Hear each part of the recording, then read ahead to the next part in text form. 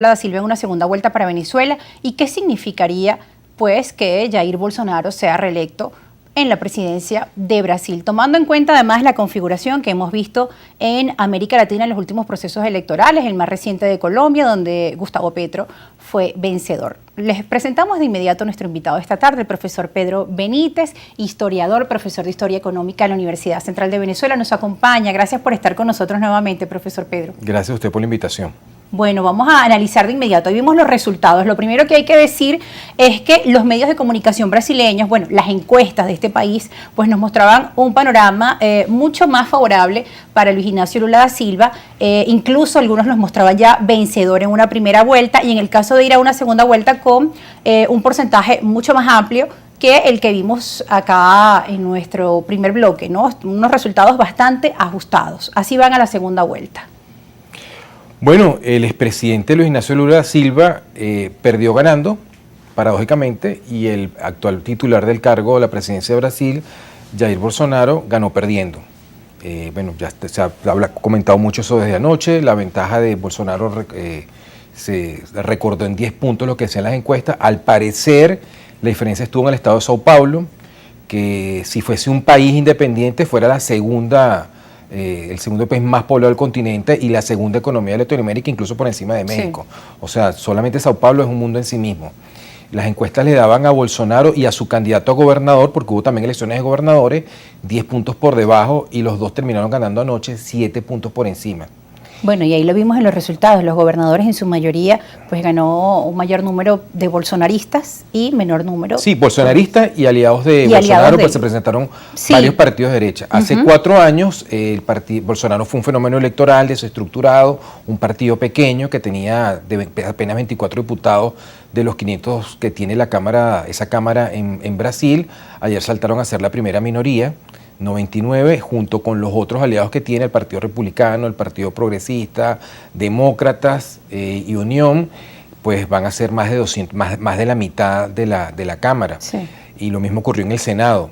Y ganaron la mayoría de las gobernaciones más importantes de Brasil. En primera vuelta ganaron 6 y van ganando, porque ganaron en la primera vuelta, porque también hay elecciones de segunda vuelta para las gobernaciones de Estado, en 5 más.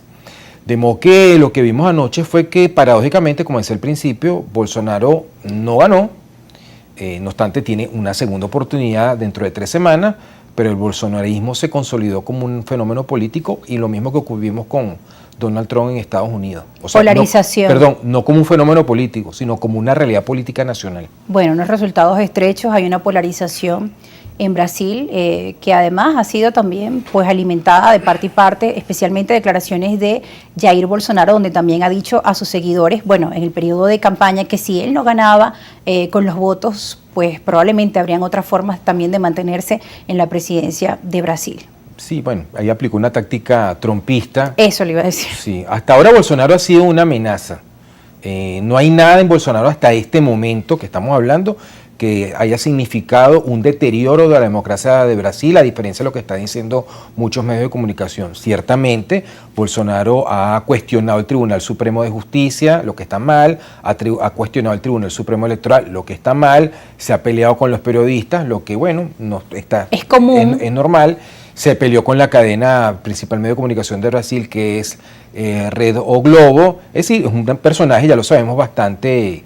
Es bastante polémico, en medio de la pandemia de COVID-19, las declaraciones que daba, pues algunos analistas, que eso quizá también influyó en que bajaran sus porcentajes de adeptos. Es cierto, eso es verdad, pero al mismo tiempo estamos viendo que sacó anoche 51 millones de votos, es decir, 3 millones de votos más de la que sacó en la primera vuelta de hace 4 años.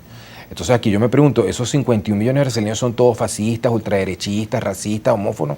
Evidentemente que no. O sea, Bolsonaro es el reflejo de un sector de la sociedad brasileña que es muy crítico con el legado político del expresidente Lula. Es decir, aquí hay un fenómeno que es típico de las polarizaciones. Sí. Mucha gente, el grueso de la votación de Bolsonaro es gente que está en contra de Lula, del regreso del PT, porque lo siguen responsabilizando por la tremenda corrupción que hubo en Brasil, los escándalos que hubo corrupción durante su gobierno y el gobierno de Dilma Rousseff. Y del lado de Lula también ocurre lo mismo. mucha de la gente que vota por Lula no vota por él porque considera que es un mal menor frente a Bolsonaro. Entonces estamos en el cuadro típico de la polarización. De la polarización. Ahora bien, en el contexto de Latinoamérica y sobre Venezuela, Venezuela siempre está en los discursos de los candidatos de la región. En el caso de que ganara Luis Ignacio Lula da Silva, pues ¿qué representaría para Venezuela y los fenómenos que hemos estado observando en la región de esos giros que estamos dando a la izquierda? Gobiernos péndulos girando de derecha a izquierda. En el caso de que eso llegara a ocurrir en un supuesto gobierno nuevo de Luis Ignacio Lula da Silva. Bueno, yo lo veo que es una noticia buena y una noticia mala al mismo tiempo. Es buena porque está bien que Venezuela mejore sus relaciones con el resto del mundo, me refiero al país, a la sociedad. Hay que distinguir el país, Venezuela, del gobierno. Tú puedes ser muy antigobierno, muy crítico de Nicolás Maduro, pero no puedes confundir la crítica al gobierno con que te le vaya mal a tu país, al que estás viviendo, o si estás emigrado, has dejado familia acá. Entonces está bien que Venezuela mejore sus relaciones con sus vecinos. Estamos viendo eso el caso de Colombia. De modo que un triunfo de Bolsonaro, en teoría, supondría eso. La parte mala de Luis Ignacio Lula da Silva. De Luis Ignacio Lula da Silva. La parte mala del triunfo de Lula, bueno, es que Lula en su gobierno le hizo mucho daño a la institucionalidad democrática latinoamericana. Él fue el principal agente comercial, vamos a llamarlo así, de Odebrecht en todo el continente, que repartió sobornos en todas partes. En el caso concreto nosotros y tenemos el caso de la represa Tocoma. Y a pesar de eso, de ese escándalo de corrupción, llama la atención, ¿no? Como nuevamente llega como candidato y obtiene también una importante cantidad de votos, a pesar de ese escándalo, lo que significó, no solo en Brasil, sino en toda Latinoamérica. Bueno, por lo que decía anteriormente. Lo que usted nos comentaba, la polarización. Lo que decía anteriormente, hay mucha gente en Brasil, una gran parte del electorado que vota a Lula, no porque le guste Lula, sino porque no quiere que gane Bolsonaro. Pero al mismo tiempo hay que explicar de dónde sacaron los 51 millones de votos de Bolsonaro y la fuerza política enorme que tienen él y sus aliados en todo Brasil.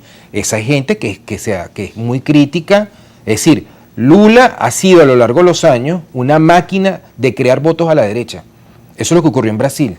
Es decir, esa gente no es fascista, esa gente no es ultraderechista, simplemente es gente que paga impuestos. En Brasil se pagan impuestos muy altos, fundamentalmente la clase media de los estados del sur, que son los que mueven la economía, y ven que, bueno, hubo un político que utilizó esos recursos públicos para mantenerse en el poder. No estoy diciendo que el presidente Bolsonaro, porque eso no sea el expresidente Lula, se haya beneficiado en lo material, económicamente, él o sus familiares de ese proceso, porque eso no se demostró. Los juicios que tenían en su contra se suspendieron, pero sí está demostrado que él convirtió el PT en la mayor máquina de corrupción que ha tenido Brasil en 200 años.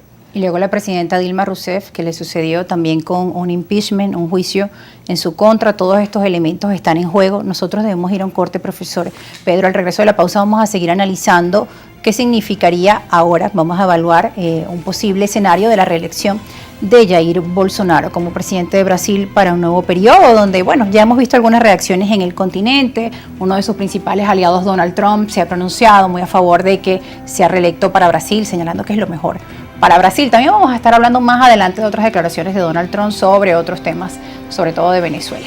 No se aparten, recuerden nuestras cuentas en redes sociales, @argumentosgb.